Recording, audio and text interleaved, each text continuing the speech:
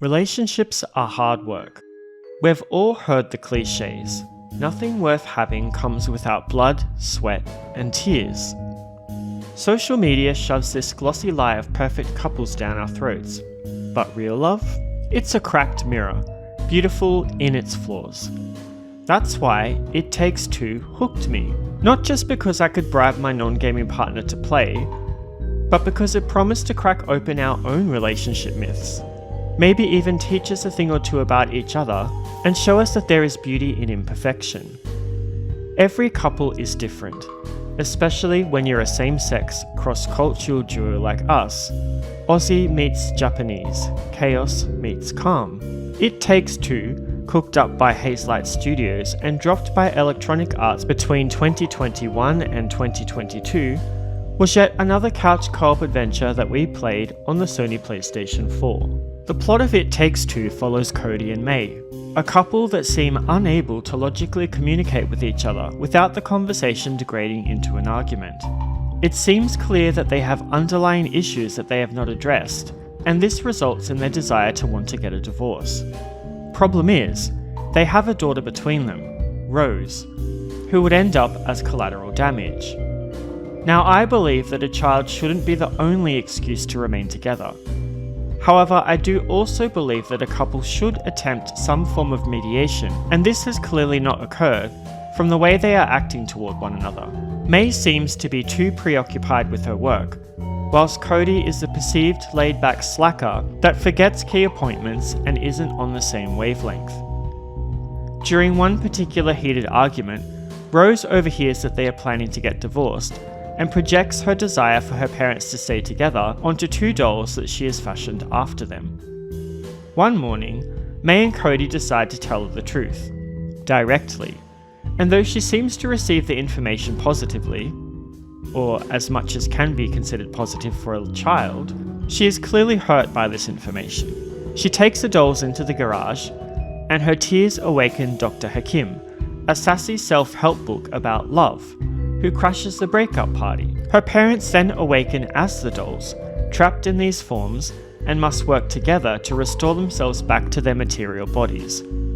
What follows is a wild ride through the domains of their domicile, where every room is a fantastical gauntlet from cranky vacuum cleaners, pissed off squirrels, and surreal heart-to-hearts with household junk.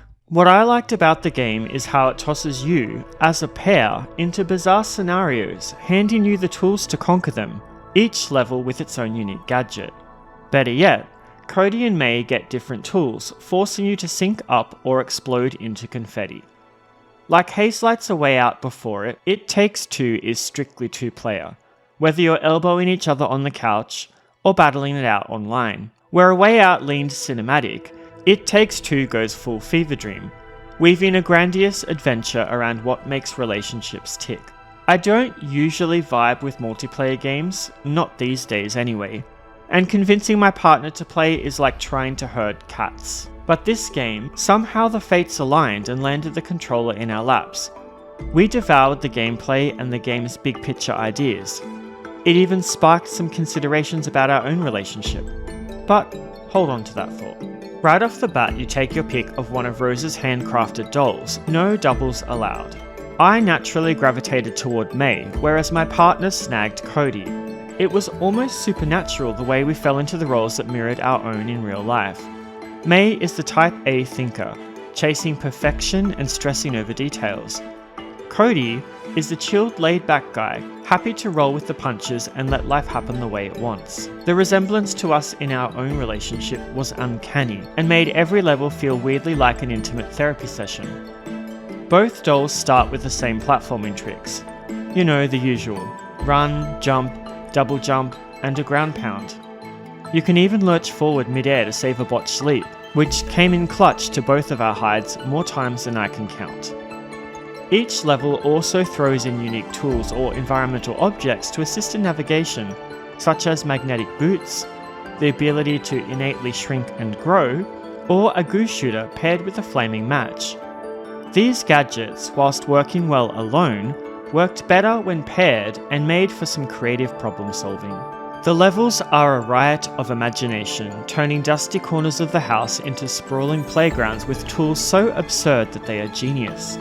We started our romp in the shed with a trusty hammer and nails, moved into the garden where we combined explosive sap with a matchbook, all whilst feeling the Honey I Shrunk the Kids vibe, and my personal favourite, Rose's room, which culminated in a Diablo-style gauntlet in the middle of Cutie's castle. The game always keeps you on your toes. Split screen 1 second, shared the next, and then suddenly it's a side-scrolling platformer. These seamless shifts kept us locked in, never yanking us out of the magic, and the sheer variety had us laughing and sometimes arguing through each stage. For me, part of where frustration came into the fray was when the game expected us to participate in combat. This was usually for bosses, and sometimes there were instances where you needed to fight a mob together. The trick is that both players' tools generally need to be used together to effectively take out the enemies. If you and your partner are not in perfect synergy using your equipment, you'll quickly lose hearts and a life, and if both of you happen to dissipate into the ether, you need to start the battle all over again. If one of you dies, you do have the option to bring yourself back to life, not Evanescence style. However, you also need to rely on your partner to not kill themselves whilst you're reviving yourself. And this is sometimes a challenge. If you have a keen eye or ear, you may find mini tambourines within each of the levels. If you both arrive at these and use your action command, you can take part in a minigame that pits Cody and May against each other. There is no purpose to these other than bragging rights when you win, and we both found ourselves getting very competitive when we found them, each striving to outdo the other. There are also moments where you may relax and just enjoy the scenery, with interactable objects that do nothing to drive the narrative forward, but are there to just simply enjoy the moment. I appreciated how these were littered about and called back to A Way Out, which had similar objects scattered about the environment to enjoy, without having to worry about what was going to happen next, or struggling to stay alive. If you have been following me for a while, you know that my partner is not a gamer, and I have mentioned this before. We have played a few games together, his crowning achievement being Borderlands, in which he was able to become an apt assassin, navigating tight, narrow walkways without falling off, a moment that I was very proud of. Despite this, he did struggle sometimes with this game, which meant that I also struggled in the aspects where cooperation was key to coordination and success. Specifically, I mean any instance where you were put into a craft together and are given one aspect of its control. We were particularly challenged by the hang gliding section, which put my partner in control of the craft, aptly built out of a pair of Cody's old underpants. How romantic. The number of times we blew up hitting objects, it must be a record. We went from laughing about it to arguing, though to his credit he eventually did get it, and I didn't have to do it for him. This moment taught me about patience and perseverance, the former being something I do not have a natural affinity for when it involves other people. To be fair, the game does have a very generous checkpoint system and no fail state game overs, so if you do happen to die, you're basically put right back to where just before you were.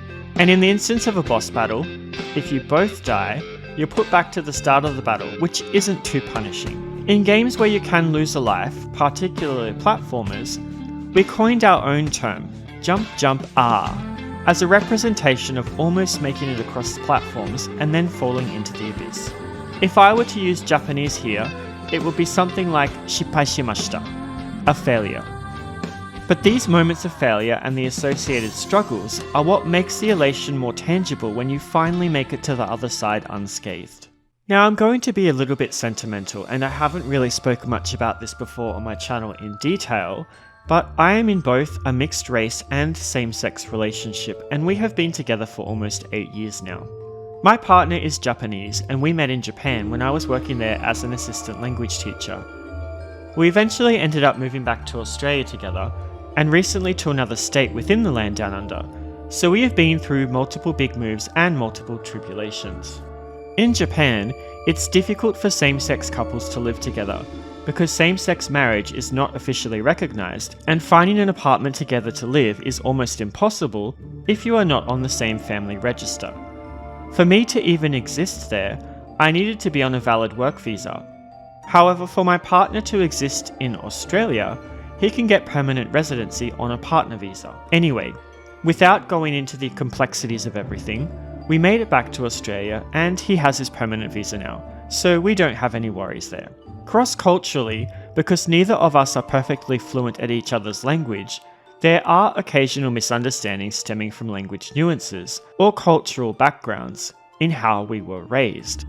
Typically though, we can get past these differences. And this game resonated with me because I could see Cody and May's reluctance to look outside their own issues reflected within ourselves in our relationship and some of the things that we've had to overcome ourselves. The difference is, we don't want to just pack it all up. We try together to make things work before allowing everything to get too out of hand.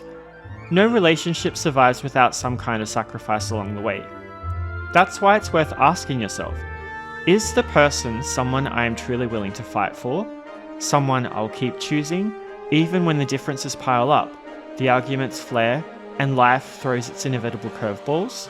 It takes real self-awareness and a bit of emotional regulation to navigate those rough patches, giving each other room to breathe, to grow as individuals, and to evolve together without losing yourself in the process. And that's why we are still together, despite our differences of cultural upbringing and ideologies, 8 years later. And this takes me into Cody and May's relationship. They have gotten to the point of wanting a divorce because they are too self-absorbed in their own agendas. May is wrapped up in work and doesn't stop to thank Cody for looking after Rose. Instead, nitpicking at the things that he may have forgotten to do, like take Rose to her dentist appointment. Cody, on the other hand, doesn't consider that May has had to sacrifice her hobbies and what she enjoyed out of life to make enough money for them to live, which is why she pours herself into her work. If they both stopped to consider each other's sacrifices, and maybe compromised, they'd be able to realise that they have both given up something to make their lives and the life of their child work. The journey of the game shows them that not only do they need to cooperate, but they need to reflect on what it is that brought them together in the first place. There's no point trying to mend something without stopping to consider all the pieces put together to collectively stitch their relationship into what it is now, much like the threads holding together their animated doll bodies. In the end, they find what it is that they loved about each other and reignite their individual passions, which allows them to stay together, and I think that this is something we should all work on as humans. The game looks like a Pixar fever dream exploded on your screen, and I am here for it. Hazelight turns every household corner into a bonkers, doll-sized wonderland that oozes the explosion of a child's imagination. Textures are crisp, animations are smooth, and the scaled-down, playing as tiny dolls in a big world evoked a distant memory of my youth. We didn't experience any lag or glitches in our playthrough, just pure visual witchcraft that had us gawking and sometimes arguing over semantics. It's not just pretty, it's a love letter to imagination, making every level feel homely and like a piece of nostalgia. The soundtrack is like a sneaky best mate who knows when to hype you up and when to tug at your heartstrings without stealing the spotlight.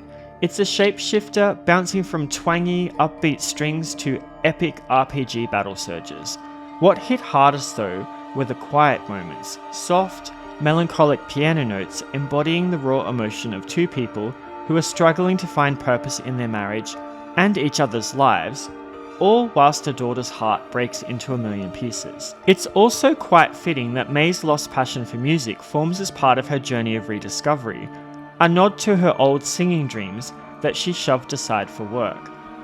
As someone who's watched my partner light up over a good rhythm, who sacrificed his own dream of being a musician to come live in Australia, the music of this game and its resonance is particularly poignant. The OST is never in your face. It blends cinematic with quiet ambience where it needs to be, always knowing just the right note to play.